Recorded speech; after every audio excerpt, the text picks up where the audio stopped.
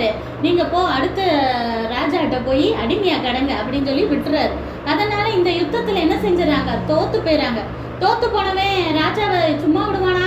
அவனை நல்ல யுத்தத்தில் அடித்து உதச்சி மிதித்து ரொம்ப கஷ்டப்படுத்தி மகா வேதனைக்குள்ளானவனாக விட்டுட்டு போயிட்டாங்களா? அப்படின்னா என்னது, குத்துயிரும் கொலையுருமா போட்டுட்டு போயிட்டாங்க. ஏற்கனவே யுத்தத்தில் நிறைய காயப்படுதானே செய்யும். அவங்களும் வேற தேவன் கைவிட்டதுனால ரொம்ப அவனை போட்டு அடிச்சு வெளுத்து போட்டுட்டு போயிடுறாங்க.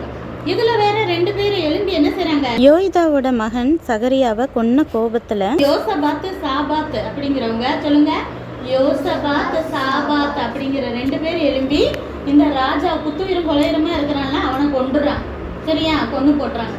ஏன்னா அவன் 2 பெரிய பாவம் செஞ்சான். தன்னை வளர்த்தவங்களுடைய மகனையே கொன்னா, 2வது விக்கிரகத்தை கொண்டுட்டு வந்துட்டான். தீர்க்கதரிசியோட பேச்சையும் கேட்கல. தேவனும் எவ்வளோ வாய்ப்பு கொடுத்தாரு, திருந்தவும் இல்லை. சரியா.